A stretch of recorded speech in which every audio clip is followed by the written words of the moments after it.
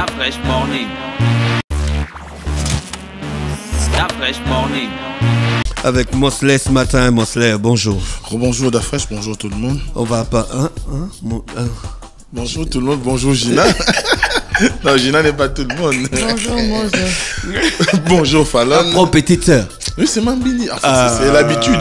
10 ans après, on dit la même chose. Donc, pour rectifier rapidement... Bindi, ta life a change. Le colo te met au... Hein? Bindi. Ça y est, Dafresh, aujourd'hui là, l'imposture va cesser. Hein? Alors, le grand a demandé à un Congolais, un vrai Congolais. On est dans ma chronique. Il a dit, attends s'il te plaît, au fait, comment dit-on en lingala, l'oiseau oublie le piège, mais le piège n'oublie pas l'oiseau. Quel grand. Je suis dans un débat avec un frangin là, et puis le monsieur a répondu. En lingala, on dit, Ndeke a bosanaka mutambu. Kasi mutambu et bosanaka ndekete. Jamais, il n'y a jamais eu C'est trop long. Il y a déjà un problème parce que c'est trop long. Trop long. L'oiseau oublie le piège, le piège n'oublie pas l'oiseau. Ça, c'est le faux lingala. Comment on va avoir autant de mots? Le gars là, durant en Belgique, le gars qui a traduit ça. Oui, c'est un gars de Bruxelles. Il fait du mot à mot. Oui, il vient de Bruxelles. Non, comme Yakata Yamunoto. Rendez-vous sur Mikolongo TV. Rendez-vous sur Mikolongo TV. Moi, je suis du côté du grand. Vous nous avez trop enfumé ici là avec Okomi Yakata. Okomi, c'est quoi? Okomi, c'est l'oiseau. Maintenant, la suite. Munoto, c'est le piège. Voilà. Donc, Okomi Yakata Yamunoto. Donc, ça veut dire l'oiseau. Selon toi, ça veut dire l'oiseau oublie le piège. L'ex dura c'est de l'ex, ça veut dire quoi? La loi est dure, mais c'est la loi. Tu as vu? C'est petit comme ça. C'est petit. C'est pas long. Actori incumbit probatio. Ça veut dire quoi? La charge de la preuve incombe au demandeur. Voilà. C'est simple. Là où il a fait une longue traduction. Là. Il n'a pas fait une longue traduction. Le lingala, c'est lui qui parle le lingala, c'est vous qui luttez maintenant. Mosley, on parle de quoi ce matin? Alors, ce matin, on revient sur. On parle de l'actualité. On parle de ce qui se passe actuellement. Tout le monde suit. C'est pratiquement un feuilleton. On ne peut qu'en parler étant donné qu'il s'agit évidemment de l'administration, il s'agit de l'État, il s'agit de la politique, il s'agit du judiciaire. Et surtout qu'on a eu, on va dire, la sortie du procureur de la République hier, qui a fait une communication pour indiquer les circonstances de ce qui se passe actuellement, de l'opération. D'ailleurs, on va écouter la vidéo pour ceux qui nous écoutent. On commence par écouter la vidéo. Voilà. D'accord, restez connectés sur les 104.5, la vidéo arrive. L'actualité est marquée par des poursuites qui sont exercées contre des compatriotes pour des faits de détournement de deniers publics et de blanchiment de capitaux. Ces compatriotes, depuis que ces poursuites ont été déclenchées, ont vu leurs droits être respectés. Les gardes à vue qui ont été décidés l'ont été dans le cadre purement légal. Après les mesures de garde à vue qui ont été décidées, les compatriotes ont été déférés dans la journée d'hier. Et à la suite de ce déferment qui touchait 16 personnes, il y a eu 8 mandats de dépôt décernés. C'est-à-dire qu'il y a 8 personnes qui sont actuellement en détention préventive à la maison d'arrêt et d'autres bénéficient de liberté provisoire. La détention préventive ne s'assimile pas à une condamnation. La condamnation suit un procès. Mais nous ne sommes pas encore au stade du procès, nous sommes encore au stade de l'instruction, puisque ce sont des dossiers qui sont actuellement au niveau des cabinets d'instruction. Lorsque l'instruction sera terminée, soit par des non-lieux ou alors des renvois devant les juridictions de jugement, à partir de cet instant, le peuple sera davantage édifié et saura qui fera l'objet d'un jugement ou pas. Je tiens à rassurer la communauté nationale et internationale que les droits des uns et des autres resteront respectés et seront respectés jusqu'au bout.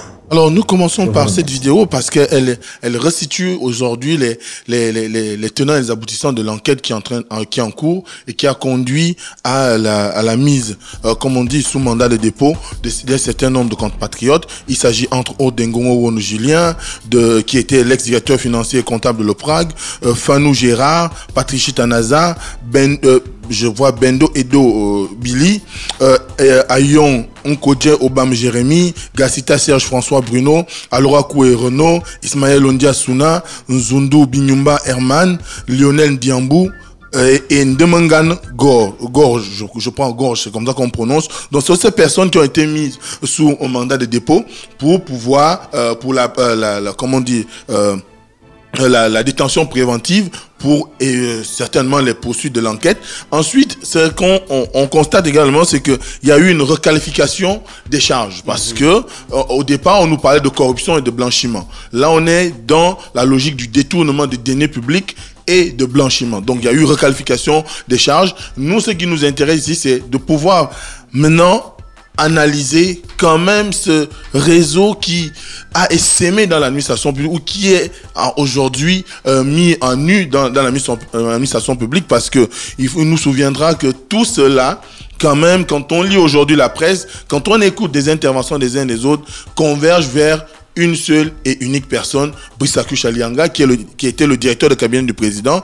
Et quand on regarde comment ces personnes-là ont brillé par une attitude peu conforme à l'éthique qui est nécessaire pour la gestion d'un certain nombre d'administrations publiques et des entreprises publiques, eh bien, on se rend bien compte que, dans un premier temps, ils n'ont pas su faire en sorte que la confiance que le chef de l'État a mis en elle, donc en ces personnes, puisse être quelque chose de bénéfique pour le bien commun.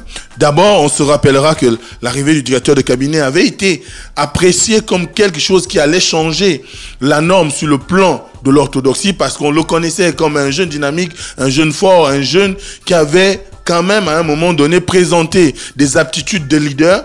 Notamment, on se souviendra qu'avant l'élection 2016, il avait écrit un livre, un plaidoyer pour la jeunesse hors jeune, et ce hors jeune là avait pour ambition de faire en sorte qu'on puisse penser la jeunesse comme un outil de développement. Et lorsqu'il a été nommé directeur de cabinet en 2017, ce n'était que pour beaucoup une récompense, et vu le travail également avec son association la GEF qu'ils ont eu à mener pour la réélection du chef de l'État, ce n'était que de bon aloi qu'il arrive à ce poste-là, et que beaucoup y ont vu une buée de sauvetage pour pouvoir faire en sorte que les tares qui ont été ceux du premier mandat puissent être corrigés par cette jeunesse qui en avait à revendre, qui en avait à donner en termes d'énergie pour assumer les ambitions du chef de l'État pour le second mandat. Ensuite, on a commencé à entrevoir quand même un certain nombre de choses qui nous laissaient croire qu'il avait la possibilité, il avait la carte, comme on dit, le blind sign pour pouvoir prendre un certain nombre de décisions. On a vu comment l'entourage du chef de l'État au premier mandat a été déboulonné.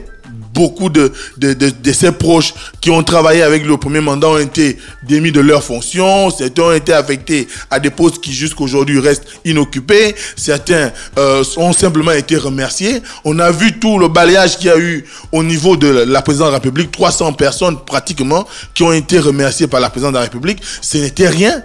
C'était pas rien. Parce que il y avait une volonté manifeste du chef de l'État de lui donner la possibilité de pouvoir s'inscrire dans une logique où il gouvernerait avec des gens qui soient capables de comprendre la nouvelle direction, de prendre le train réel de l'émergence pour l'arrimer concrètement à l'idée de développement qui était celle du chef de l'État. Ensuite, on peut voir comment, après sa nomination, quelques mois juste après sa nomination, il a commencé à nommer un certain nombre de responsables administratifs. On a vu par exemple le cas de la CNMGS, on a vu le cas de la GOC, on a vu les réformes qui ont été engagées pour fusionner un certain nombre de structures, on a vu le démantèlement par exemple de l'année dernière du plan stratégique Gabon émergent qui a été, du moins le bureau a été finalement, la coordination a été donnée au secrétaire général du gouvernement. Toutes ces réformes-là, on a pu lire en elle une volonté manifeste de traduire en actes les actes du chef de l'État. Sauf que, après tout cela, il y a quand même aussi que le chef de l'État lui a encore donné plus de confiance parce que quand il arrive, on lui a non seulement donné la gestion du cabinet civil et la gestion du cabinet politique. Quelle autre marque de confiance qu'on pouvait avoir à l'égard d'une personne et un collaborateur proche. Et je crois que c'est surtout le fait qu'il ait vu cette double fonction qui a donné plus d'aura à Brice Akujelinga, à Lianga, parce que lorsqu'on est directeur de cabinet, on a connu les directeurs de cabinet civil, ils n'avaient pas autant de mainmise sur l'appareil étatique comme on l'a connu ces 2 dernières années où les gens avaient même du mal à respirer parce que on se rendait bien compte que il avait implémenté sa manière de faire, il avait implémenté sa vision, mais enfin on se retrouve à nous demander est-ce que ça n'avait pas été une erreur parce que au regard de ce qu'il en est suivi, au lieu d'installer un système capable d'insuffler la dynamique pour le pays, il a plutôt installé un système mafieux. On a envie de dire. Parce que quand on regarde le passif qui est aujourd'hui celui qui est mis en exergue, parce que pour l'instant on ne parle que du passif de la GOC, on ne nous parle pas du passif de la CNMGS, on n'a pas encore les chiffres, on n'a pas encore les chiffres de la CDC, nous n'avons pas les chiffres de la Société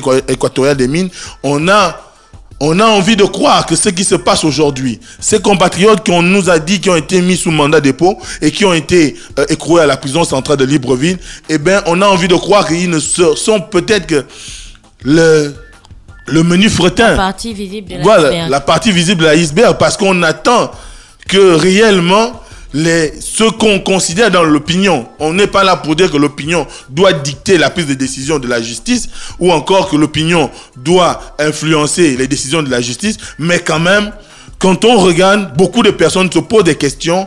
Où en est-on avec la situation de Brice Akujelinga? Est-ce qu'il est inquiété? Est-ce qu'il est impliqué? Est-ce que autant de questions? Pourquoi il ne démissionne pas du gouvernement pour se mettre à la disposition de la justice comme on l'a vu? Parce que c'est quand même toutes ces personnes-là, quand on fait le lien, convergent vers lui. Et quand on essaie d'analyser, on se rend bien compte que tous se reconnaissent en lui. Et le système qui est aujourd'hui décrié, qui est mis, du moins qui est critiqué et qui fait l'objet de poursuites, c'est le système qu'il a eu à mettre en place. Et donc ce sont des questions que les gens se posent aujourd'hui.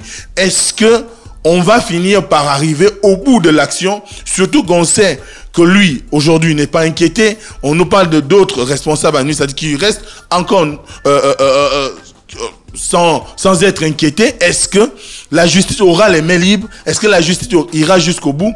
Est-ce que le chef d'État lui-même pourra à un moment donné dire qu'il faille aller vers véritablement la lutte effective et définitive de la corruption dans notre pays? Parce que si on n'arrive pas à aller jusqu'au bout des actions, on n'arrive pas à atteindre l'objet que les populations voient, qui se retrouvent réellement au fond, quoi qu'on puisse dire, quoi qu'on puisse penser qu'il s'agisse peut-être de l'acharnement ou encore qu'il s'agit d'une chasse aux sorcières, mais ce qui est sûr aujourd'hui, personne ne peut accepter qu'en République, on ait des individus ou on ait un individu qui soit capable de subtiliser 85 milliards au vu et au su de tout le monde, au vu de toutes les institutions.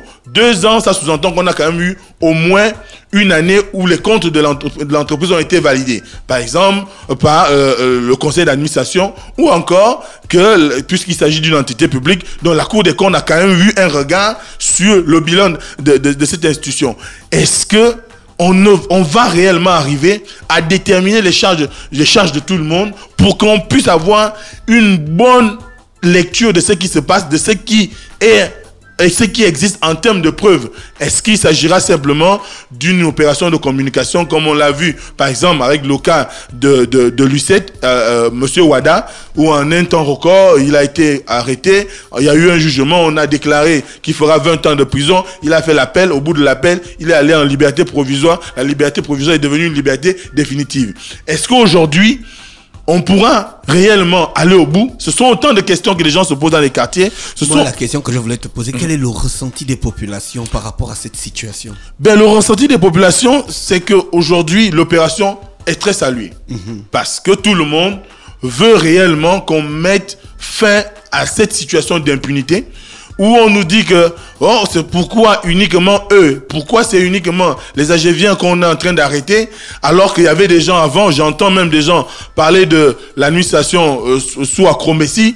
Est-ce qu'on va arrêter Mexan Akrombessi? Est-ce qu'on va arrêter Liban Soleiman? Est-ce qu'on va arrêter monsieur je vais revenir à son nom, je l'oublie un tout petit peu.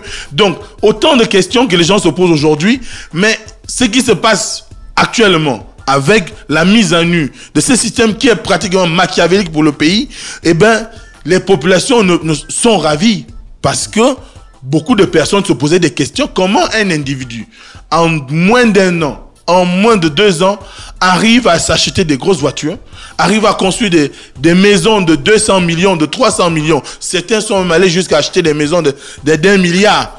Bon, à ce moment, on se pose des questions parce que avant 2017, on se connaît quand même. Il y avait des gens qui avaient un certain statut, qui avaient un certain poids financier, qui avaient une certaine situation professionnelle. Au bout d'1 an, ils explosent. On ne leur connaît aucune entreprise réelle. On ne leur connaît aucun héritage. Mais du jour au lendemain, ils deviennent milliardaires. Ils deviennent riches, ils achètent des dizaines de bouteilles de champagne lorsqu'ils font des sorties en boîte de nuit. Ce sont eux qui s'occupent désormais de toute leur famille. Ce sont eux qui donnent le là en ce qui concerne leur village. À un moment donné, on se pose quand même des questions. Dès cet instant, pour les populations, il fallait qu'on arrive à cette situation. Maintenant, l'inquiétude, c'est ces jeunes-là, qu'on considère aujourd'hui comme ayant trahi le chef de l'État parce qu'il a placé sa confiance en eux, et que quand on voit comment ils ont eu à traiter la chose publique, notamment ils ont eu à gérer les fonds publics, eh ben, on se dit qu'on n'est pas sorti de l'auberge et que finalement le chef de l'État devrait sévir un peu plus. Quoi qu'on dise qu'il y a l'indépendance de la justice, quoi qu'on pense qu'il y a le besoin de respecter les droits, mais lorsque vous avez des gens qui ont affamé des populations, on a même eu une situation, depuis 2 ans, on nous parle de l'austérité. On nous dit que le pays n'a plus suffisamment d'argent. On a fait des emprunts obligataires. On a fait des emprunts auprès des institutions internationales. On est en situation avec on a diminué le salaire de toutes les personnes qui gagnaient plus de, c'était quoi, 1 million 500 000 voilà. par mois. On a diminué les salaires. Voilà. On a diminué les salaires d'un certain nombre de responsables administratifs ou encore de fonctionnaires. Mais tout cela avec un tel cynisme qu'aujourd'hui, quand on regarde, on se dit, on a diminué d'un côté, mais vous avez des gens qui ont volé 85 milliards. Est-ce que c'est logique? Est-ce que concrètement, quand on y regarde de près, ce n'était pas une machination? Les gens ont envie de penser que même le FMI a été peut-être floué. Donc à un moment donné, ces questions-là reviennent et je crois qu'aujourd'hui, il n'est pas question pour les populations qu'on laisse des gens continuer à vivre librement ou circuler librement dans les rues de Libreville, alors qu'ils devraient être interpellés ou arrêtés.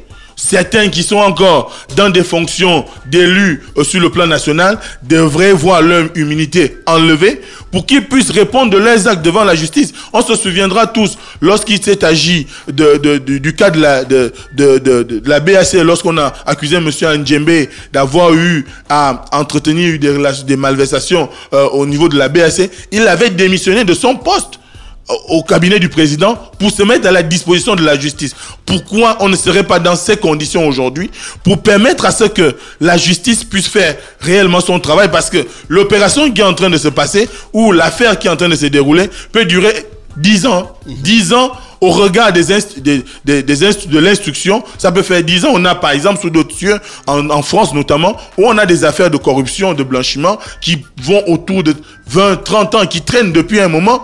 On n'a jamais trouvé d'issue parce que il y a aussi l'implication politique, il y a des jeux géostratégiques qu'on veut mettre en place. Or, ici, il s'agit du peuple qui a été floué. Il s'agit de l'État qui a été l'objet d'un crime financier. Et ce crime financier-là doit être puni.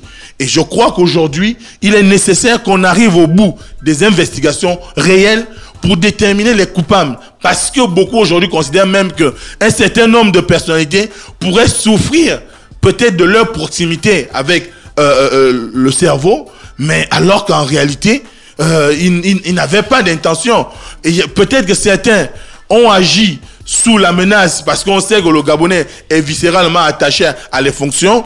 Quand on vous nomme à un poste, et puis la personne qui vous nomme viendra vous dire je voudrais X ou Y passe droit. Si vous ne le faites pas, le lendemain vous êtes démis de vos fonctions. On a vu un certain nombre de situations qui sont arrivées dans la République. Le cas de Ali Agba Onanga reste encore patent. Donc dès cet instant, je crois que à un moment donné, il faudrait qu'on arrive au bout de l'instruction qui est actuellement. C'est bien que le procureur dise que les droits sont respectés, mais je crois que les droits des Gabonais ont été bafoués, ont été violés. N'ont pas été respectés, les droits des N'ont Gabonais. pas été respectés. Il faudrait que la justice, comme on le dit aujourd'hui comme de la plaisanterie, que le bras de la justice ne doit pas trembler. On doit aller jusqu'au bout des investigations. On doit travailler à rendre justice. On doit travailler à condamner les responsables. Parce qu'il n'est pas acceptable qu'on soit aujourd'hui à des situations où on est même encore dans l'expectative. On se dit qu'on va attendre l'instruction. Est-ce que l'instruction va avancer très vite? Si on a commencé à voir le quotidien de l'Union qui avance des chiffres, ça sous-entend qu'on a forcément les chiffres des autres entités de l'État qui ont été floués, qu'on a des chiffres des autres administrations qui ont été victimes de ces personnes-là, et que finalement, on arrive à comprendre que ce n'est pas seulement une question de politique ou encore une question juste de détournement, c'est aussi l'honorabilité de l'État qui est mise en gage. C'est la question que je voulais demander à Gina. Est-ce que ça n'a pas un impact pour les investisseurs dans notre pays? Bien sûr que ça a un impact pour les investisseurs, mais aussi par rapport à la notation du pays. Tu te souviens que je te disais la dernière fois que pour une petite loi, un petit texte qui est adopté, ça et là dans une administration, ça nous fait reculer des places, que ce soit pour des classements comme le Doing Business, donc qui évalue l'amélioration du climat des affaires au pays, ou enfin plein de classements, y compris sur le point des droits de l'homme. Je pense que quand le procureur parle des droits qui sont respectés, il a envie c'est aussi lié à cette question des droits de l'homme au Gabon. Donc forcément que ça aura un impact, parce que n'importe quel investisseur, en voyant les titres qui sont, c'est vraiment très, c'est pas contradictoire, c'est préjudiciable. Voilà, le titre du journal, c'était hier. Le titre du journal hier, c'est véritablement préjudiciable pour notre pays. Pas uniquement parce que, bon voilà, nous, Gabonais, on a été floués, mais aussi parce que les observateurs internationaux qui regardent ça se demandent comment, dans un pays à ce niveau de décision, ouais. à ce niveau de décision, à ce niveau de responsabilité, ils puissent avoir ce genre de réaction. Parce que au final, la lutte contre la corruption, les efforts doivent venir d'où? Les efforts doivent venir des dirigeants. Ce sont les dirigeants qui votent les lois, qui imposent ensuite des manières de faire pour lutter contre la corruption. Si après, au plus haut sommet de l'État, donc on te parle des ministres et autres et des directeurs généraux qui ont accès à la manne en fait financière du pays, ben il y a une pléthore de corrompus. Tu comprends que s'il y a une donnée ou s'il y a un organisme qui mesure la confiance en certains États, tu verras que en ce qui concerne le Gabon, on a baissé de je sais pas combien de points. Et puis concernant même les investisseurs qui sont déjà au pays, ils ne voient pas ça forcément d'un bon œil. Ils doivent vraiment se demander sur quel genre de pays ils sont tombés en fait. C'est vraiment préjudiciable pour nous. Je pense que là on en parle. Bon, c'est à chaud, hein.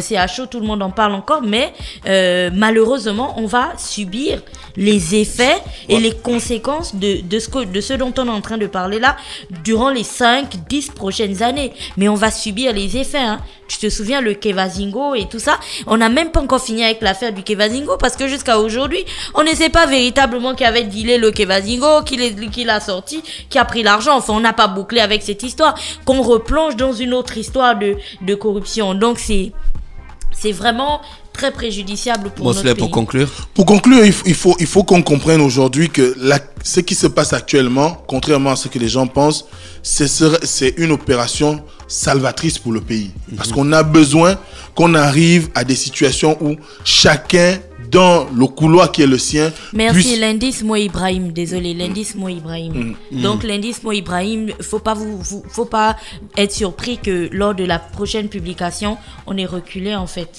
Voilà. Donc, il faudrait que chacun puisse à un moment donné arriver à comprendre ce qui se passe actuellement, c'est une question de souveraineté. On ne peut pas avoir des gens qui sont nommés à des responsabilités et qui viennent quand même briser l'État. Parce que l'objectif, c'était de briser l'État. Et d'ailleurs, on nous dit que monsieur Lionel Diambou a fait une déclaration dans laquelle il affirme que la manne qui a été dérobée allait servir à une opération qui aujourd'hui qu'on ne peut pas déterminer. Est-ce que c'était ils envisageaient de prendre le pouvoir? On ne sait pas. Ce qui contribuerait à affirmer les dires de Karine Arissani, qui depuis un temps ne cesse de faire des publications sur les réseaux sociaux pour affirmer que ces derniers avaient le plan de pouvoir prendre le pouvoir en janvier, d'ici janvier. Est-ce que c'est le cas? Si c'est le cas, vraiment ces personnes-là ont eu des idées machiavéliques. Et à un moment donné, je ne crois pas qu'aujourd'hui, on doit être en mesure de continuer à accepter qu'ils siègent au gouvernement, qui siège à l'Assemblée nationale, qui siège dans les administrations, sans qu'ils soient inquiétés par la justice. On a besoin que la justice soit rendue et qu'elle soit rendue dans toute sa rigueur. Parce qu'il ne s'agit pas seulement de faire des discours, il ne s'agit pas seulement de faire dans les déclarations pour épater, pour appâter les populations ou encore pour essayer de créer une certaine adhésion autour de la question. Il faut qu'on agisse, il faut qu'on détermine les responsabilités et que ces personnes-là soient remis aux autorités judiciaires et que certains puissent faire de la prison s'il faut, ou qu'ils remboursent l'argent, parce que ça aussi c'est un point important. Il ne suffit pas seulement de les arrêter, il faudrait qu'ils remboursent l'argent qu'ils ont dérobé à l'État, si possible qu'on saisisse leurs biens, parce que c'est un crime économique et financier. C'est mettre le pays au sol. 85 milliards, ça aurait pu construire 420 logements de 20 millions. Alors à un moment où le pays cherche à résoudre le problème du logement. Donc, à un moment donné, il ne faudrait pas qu'on soit dans l'expectative, qu'on soit là à nous poser des questions s'il ne s'agit pas de chercher à évincer les Agéviens. Mais les Agéviens ont agi mal envers la République et la République ne doit pas les pardonner aussi facilement. Merci Mosley qui est avec nous ce matin sur les 104.5 Urban FM, la station urbaine. René Ruth aussi est avec nous dans le Da Fresh Morning. René Ruth, bonjour. Da Fresh Morning.